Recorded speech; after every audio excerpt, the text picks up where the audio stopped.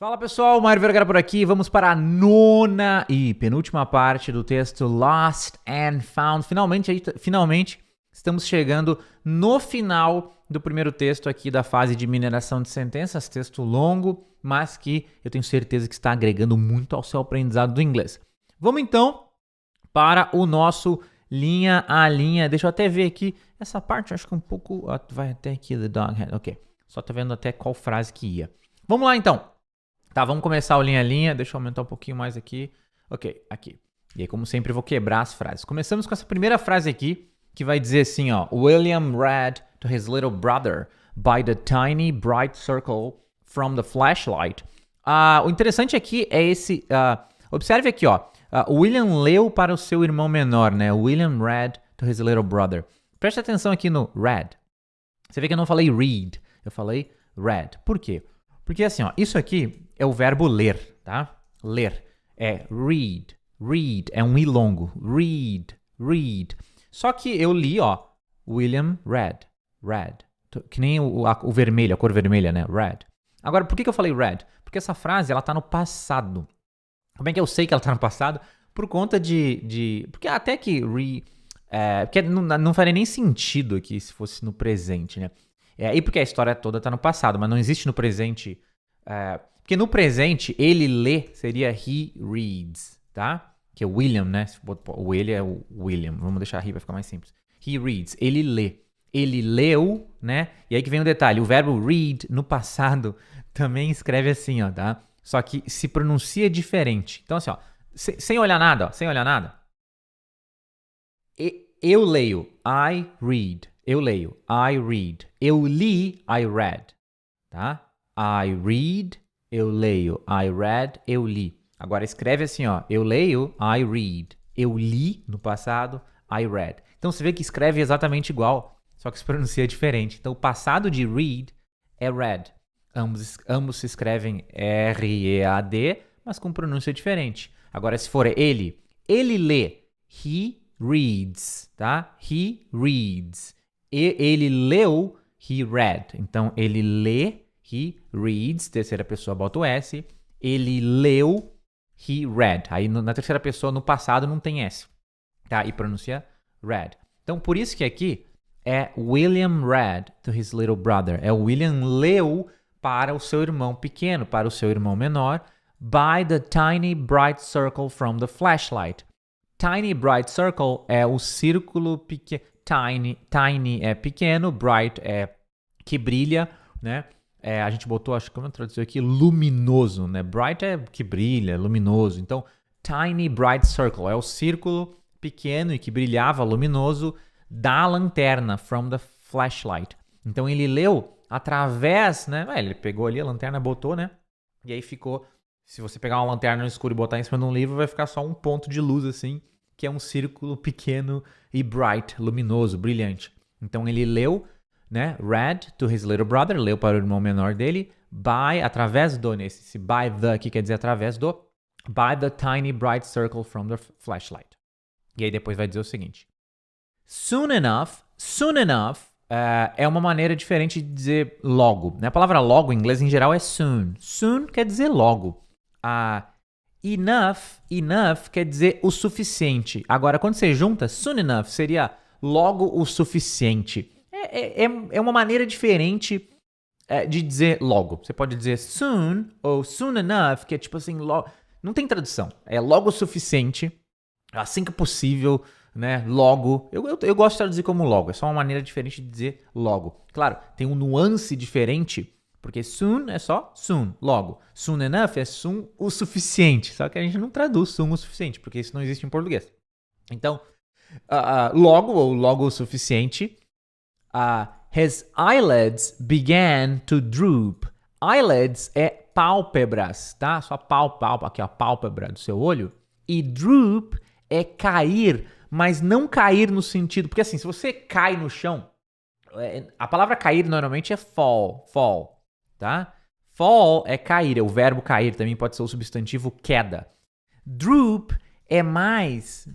não é drop também, tá? Porque drop pode ser você derrubar alguma coisa. É droop. Droop é no sentido mais de inclinar-se ou curvar-se para baixo. Não é cair no chão, mas é tipo assim, tem um adjetivo que é droopy, que significa caído, no sentido que tá tudo caído, assim, tá tudo indo para é inclinar para baixo, tá?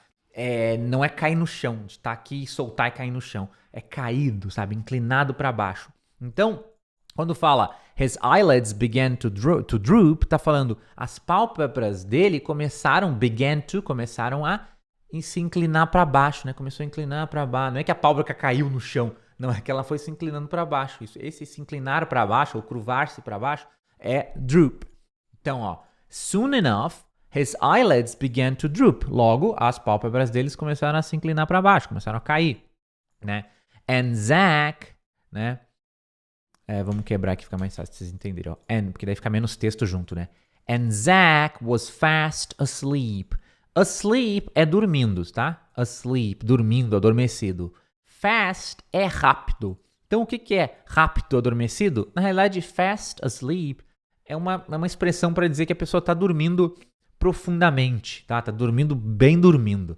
É esquisito, né? Como fast asleep, dormindo rápido. Mas significa dormindo profundamente. Então, quando fala assim, ó, and Zach was fast asleep, quer dizer, e o Zach estava dormindo profundamente with his head on William's shoulder, com a cabeça dele, with his head, no ombro do William, né? On William's shoulder é ombro, tá? Soon enough, his eyelids began to droop, and Zach was fast asleep with his head on William's shoulder.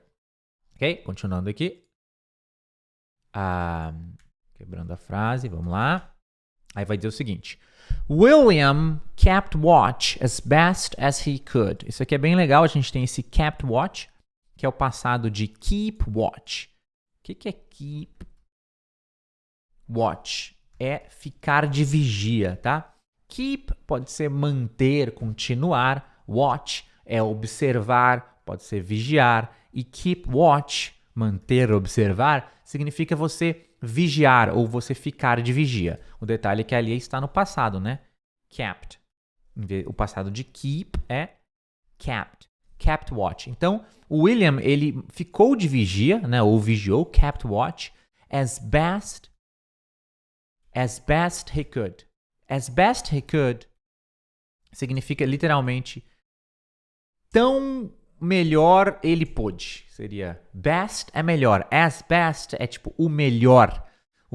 Essa frase é o melhor que ele pôde. As best he could. O melhor, aí não tem o que, não é as best that he could. Não. As best he could. O melhor que ele pôde. Literalmente, o melhor que ele pôde. Ou o quanto melhor que ele pôde. Então, William kept watch as best as he could. Ele manteve vigia o melhor que ele pôde.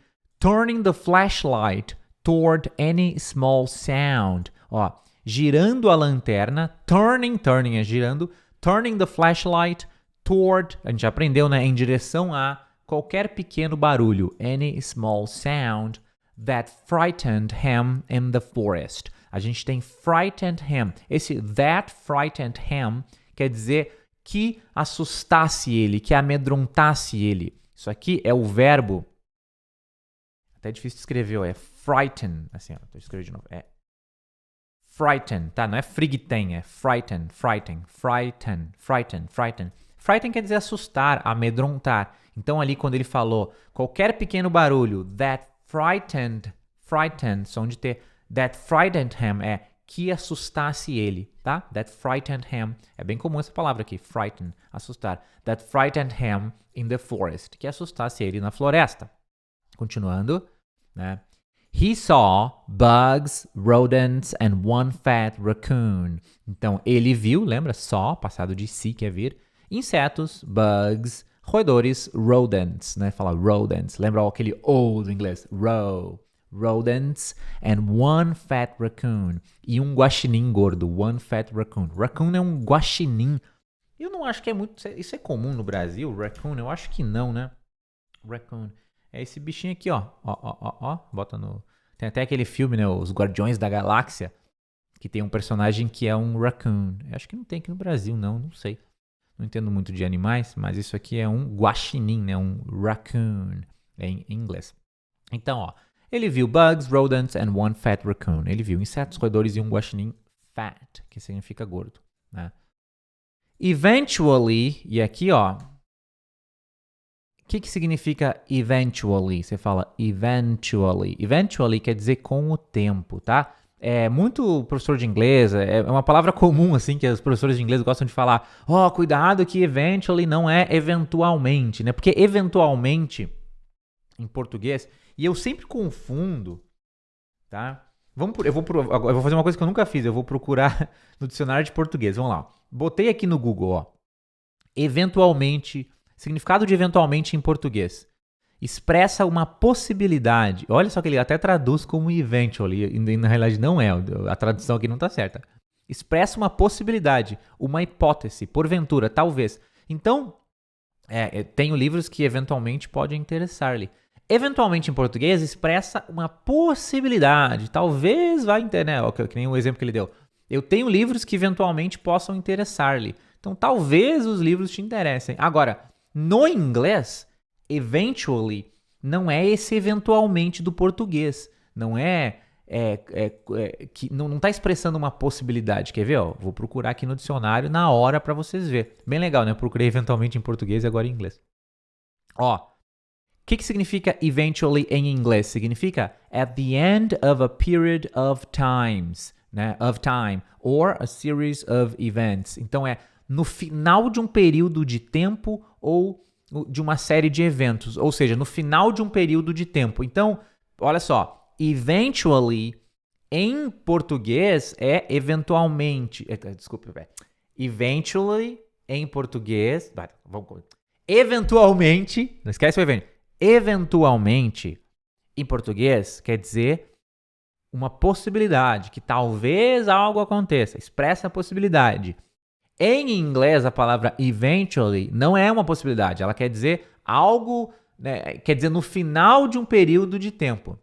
Por isso que a gente não traduz eventually como eventualmente, porque eventually não é o eventualmente do português. Eventually é com o tempo. Quando fala assim, eventually vai acontecer isso, eventually. Se eu falar para você, eventually, eu posso falar assim, ó. If you study English every day,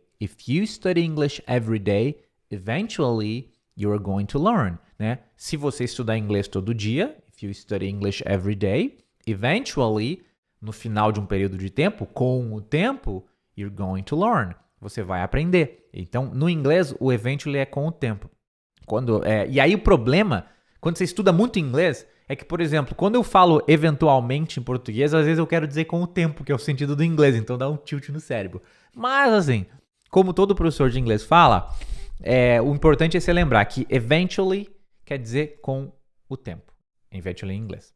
Então, eventually, com o tempo, even as on edge as he felt. Olha só.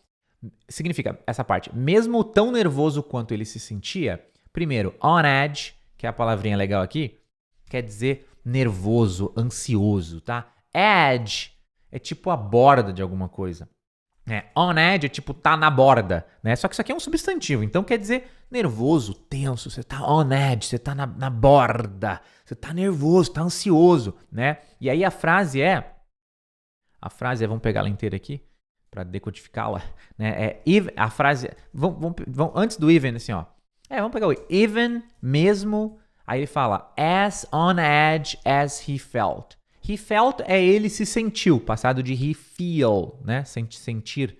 Felt é passado. Então, esse as on edge as he felt. Tipo assim, é o tão nervoso. Esse as não sei o que, significa tão isso quanto aquilo. Então, tão nervoso quanto ele sentiu. As on edge as he felt. Tão nervoso quanto ele sentiu, quanto ele se sentia. E o even é o mesmo. Então, mesmo o tão nervoso o quanto ele se sentiu, ou seja, mesmo tão nervoso quanto ele estava, a gente traduziu aqui, ó. Como é que a gente traduziu? A gente traduziu tão nervoso quanto ele se sentiu. A gente fez a tradução bem ao pé da letra para você pegar, ó. As on edge as he felt. Então, eventually, even as on edge as he felt, mesmo tão nervoso quanto ele se sentiu, William couldn't stay awake any longer. O William, ele não conseguiu ficar acordado, tá? Stay awake é ficar acordado, então couldn't stay awake, não conseguiu ficar acordado. Any longer. Any longer quer dizer por mais tempo, ok? Continuando. Aí vai dizer o seguinte. The next thing the boys knew, ao pé da letra, a próxima coisa os meninos souberam, né? Isso é quando fala assim, ó, a próxima coisa os meninos souberam, é tipo assim, é a próxima coisa que eles viram, a próxima coisa que aconteceu. Eles estavam dormindo e eles aconteceram, tá? É um jeito de falar em inglês. A gente não fala assim em português, né? The next thing the boys knew, ou the next thing I knew, né? Se você falar assim, aconteceu isso, aconteceu aquilo, daí eu peguei no sono e aí, the next thing I knew. Ou seja, a próxima coisa eu soube, né? Até, né? A próxima coisa é tipo a próxima coisa que eu fiquei sabendo. Só que não eu acho que no inglês a gente fala isso em português. Isso aqui é literalmente a próxima coisa que eu fiquei sabendo. The next thing I knew, né? Só que aqui não é que eles ficaram sabendo, é que aconteceu, né? Só que dá pra usar, no inglês dá pra usar nesse contexto. Então, the next thing the boys knew, a próxima coisa que os garotos ficaram sabendo, né? Ou souberam. They were awakened by a howl. Eles foram acordados por um uivo, tá? Awakened é o passado do verbo awaken. É só tirar o ed aqui, ó. Awaken. Quer dizer você despertar alguém, você acordar alguém. Então, they were awakened by. Eles foram acordados por a howl, por um uivo. Né? William jumped up and stood in front of his little... Peraí, deixa eu arrumar aqui. Of his little brother. Brother. Aqui, ó. Vai pra caber tudo na tela. William jumped up and stood in front of his little brother. Então, William, ele pulou, jumped up, né? Lembrando que aqui esse up meio que dá uma ênfase, deixa um pouco mais... Daria pra... aqui, na realidade, o jumped up... Esse up, né, que é pra cima, cabe bem, né? Porque ele tava deitado, daí ele jumped up, pulou pra cima. Mas se tivesse falado assim, William jumped and stood in front of his little brother, teria o mesmo sentido. É aquela coisa que alguns verbos, eles gostam de botar um up, um down, e nem sempre isso tem muito sentido, né? É só um fenômeno que acontece no inglês. Então, aqui, William jumped up é a mesma coisa que dizer William jumped. Quer dizer, William pulou. Jumped up and stood in front. Stood in front quer dizer ficou na frente, né? Esse stood é o passado de stay, que é tipo ficar em algum lugar. Stood in front of his little brother. Então ele pulou e ficou na frente do irmão pequeno dele. But, deixa eu cortar aqui. But it was a howl of recognition, né? Então ele pulou porque ele se apavorou, né? Com o uivo, né? But it was a howl of recognition, né? Foi um uivo de reconhecimento. It was a howl of recognition from Rufus, the Bloodhound. Do Rufus, o cão de caça, the Bloodhound. Só um detalhe aqui, ó. It was a howl of recognition. Uma coisa... Esse it was aqui, né? No início, a gente sempre explica, né? Aquela coisa que he é ele, she é ela, e o it é ele, ou ela, ou isso. É o ele e ela para objetos, né? Para coisas, tá falando de algo. E eu explico também que o it, às vezes você, que nem aqui, ó, it was, é o que você tá falando. Então, tá falando que o William pulou e ficou na frente do irmão. E aí, esse acontecimento, foi um uivo de reconhecimento. It was.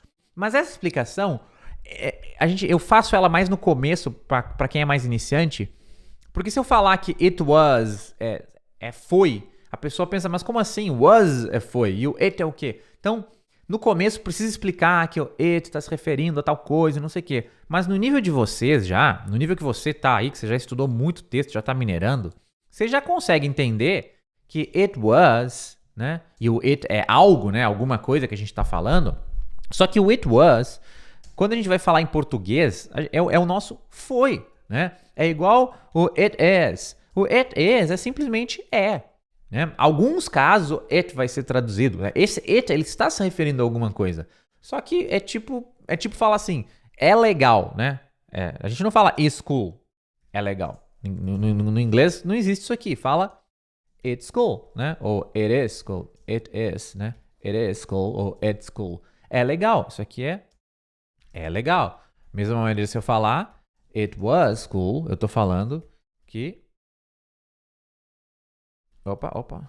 Tô falando que foi legal, tá? Então, eu não vou ficar muito, mas eu acho que é uma coisa que você já fez tanto cardinal que você já fez tanto texto, que você já tá acostumando, né? Então, quando fala, ó, it was a hall of recognition, isso aqui significa foi um uivo de reconhecimento, né? Ah, mas o que é o it? Ué, é o assunto de qual está sendo falado. É que no inglês você tem que colocar, né? Você não fala assim, but was a hall of but was, né? Mas foi. Não, mas e isso foi, né? Só que no português a gente não fala mas isso foi. A gente fala mas foi, né? Agora em inglês, but it was, né? It was cool, it was nice, it was this, it was that, né? Foi. Entendido? E aí, última frase de hoje. The dog had tracked the boys, né? O cachorro tinha rastreado, tracked, a gente aprendeu já, né? Track, rastrear. Som de T aqui tá, ó, tracked. The boy had tracked the boys. Não, the dog had tracked the boys. O cachorro tinha rastreado os meninos. Bringing Chuck and the Jensens with him. Trazendo o Chuck e os Jensens junto com ele, with him. Pessoal, com isso, terminamos então mais um texto, a 9ª parte. Falta só a 10ª parte. A 10ª parte é bem curtinha, então vai ser uma aula rapidinho e aí você vai terminar oficialmente o nosso primeiro texto aqui da fase de mineração. Então é isso aí, um grande abraço, bons estudos, continua sua mineração, continua escutando a playlist, continua estudando textos com áudio, vamos que vamos, nessa nossa segunda fase aqui do curso de inglês Mário Vergara. Um grande abraço, bons estudos e a gente se vê na próxima aula. Até mais.